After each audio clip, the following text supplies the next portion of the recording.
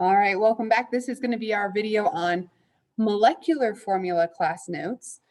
So this is the third part of section 10.3. You should already have a key sentence written there. And then we have some class notes. Okay, so first of all, molecular formula, again, I will be abbreviating that occasionally as capital M, capital F. So hopefully that doesn't throw you off too much. If you want to note that in your notes packet, go for it. As far as a definition goes, a definition of molecular formula is the actual number and type of atoms in a molecule, okay? Now, if you remember, our empirical formula definition was the lowest ratio of the atoms in a molecule. I want you to make sure that when you write a definition for molecular formula, you don't use the word ratio. The lowest ratio is the actual ratio, right? It's just reduced. So you don't want to say the actual ratio of atoms in a molecule, you want to say the actual number and type of atoms in a molecule, okay? So just avoid the word ratio, make sure that you use the word number. Okay, examples. Okay, well, we used an example when we were working with empirical formulas. We used glucose to show what I meant. So we'll put glucose again, C6H12O6, okay? That is the molecule glucose. It has 6 carbons, 12 hydrogens, and 6 oxygens. That is the molecule, okay? All those things put together in a pretty specific way will make glucose, okay?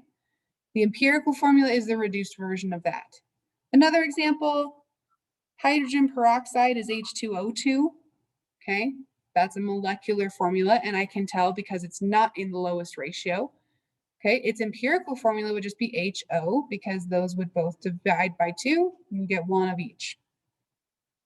But I do want you to put H2O as another example, okay?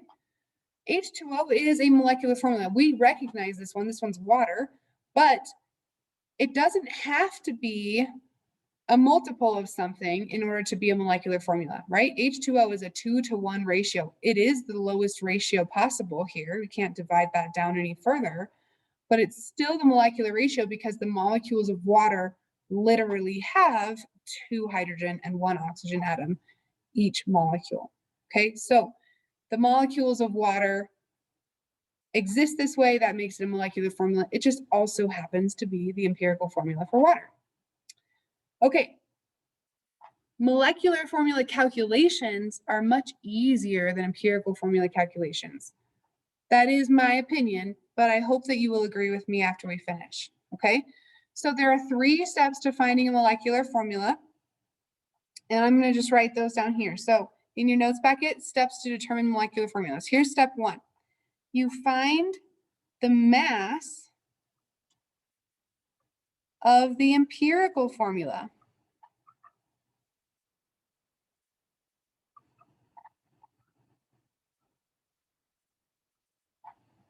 Find the mass of the empirical formula. So you take your periodic table and you add up the mass numbers of the atoms that are in your empirical formula. Number 2, you find a multiplier. Oops.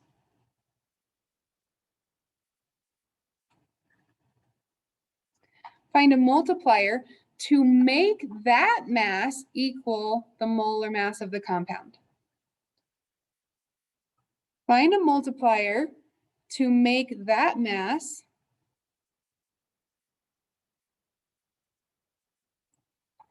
equal to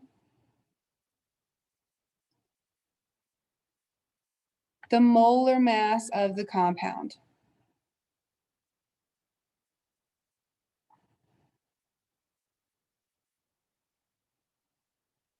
Find a multiplier to make that mass equal to the molar mass of the compound. Again, I'm going to give you an example, so hang with me. Final step 3 is multiply the subscripts of the empirical formula to get the molecular formula. Multiply the subscripts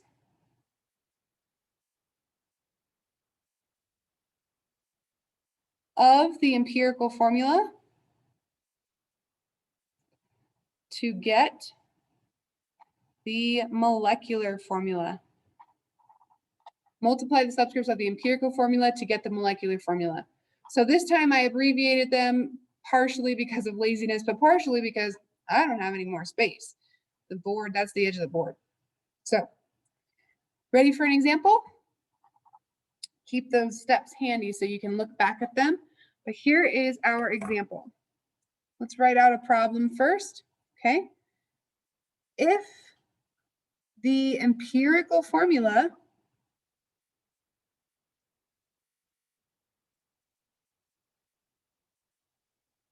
of a substance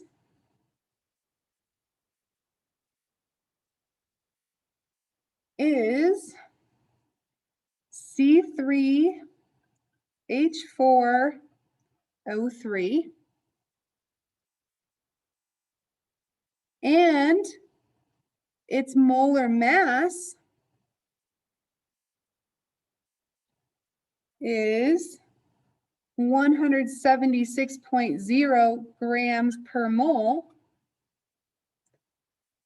what is the molecular formula?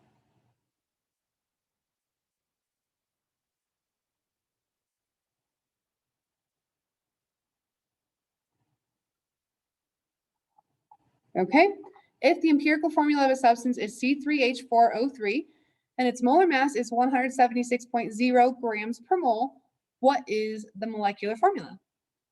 All right, let me reword this question for you. And this is a really good way to think about these problems so you don't have to just memorize the steps. They actually make sense, okay? Empirical formula, if you know the definition of this, it is the lowest ratio or the reduced version of your molecule, okay? So this right here, C3H4O3, it's a reduced version of the molecule. The real molecule weighs 176. The reduced version does not weigh that because it's been reduced, okay? So we have to figure out how many times bigger is the real molecule than the empirical formula. How many times bigger is the real molecule, which weighs 176, than the empirical formula? And then we have to multiply, okay? So C3H4O3. Well, I have to figure out what this weighs. What does this reduced version weigh? Well, 3 carbons, 3 times 12.0 is 36.0, okay? 4 hydrogens, each one weighs 1.0, so that's 4.0. And 3 oxygens, each weigh 16.0, so that's 48.0, right? When we add all those together, we get 88.0 grams per mole. All right, remember, this is a reduced molecule. The reduced molecule only weighs 88. The real molecule weighs 176.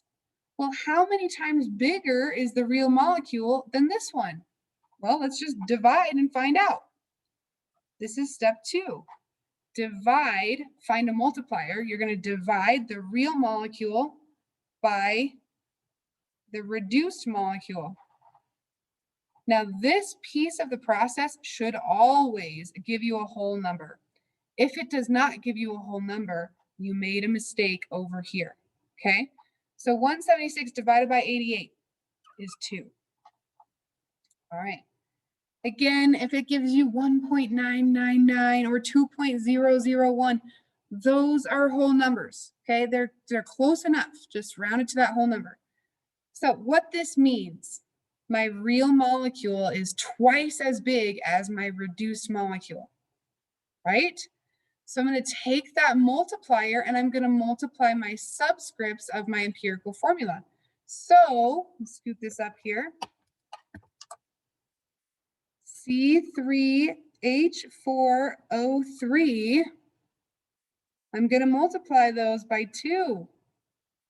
Okay, the subscripts, the real molecule is twice as big, so I need to double everything. So I get C6H8O6.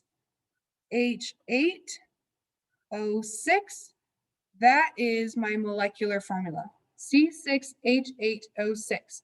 Don't forget to actually multiply. If you write an answer like this with the times 2, it's not going to work out. We need to know that you understand what that means. The real molecule is twice as big, so double the amount of each element. Okay? So again, reduced version of the molecule, real version weighs 176. So I added up my reduced version. It only weighs 88.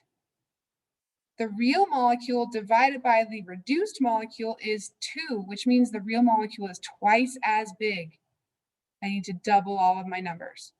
If my real molecule divided by my reduced molecule was 5, it would mean that the real molecule is 5 times as big, and I would need to multiply all these subscripts by 5. So just that's a multiplier. It always needs to be a whole number or pretty dang close to a whole number, in which case you just round it to a whole number. All right, that is the class notes for molecular formulas. That should be enough to get you through the rest of the problems for this chapter.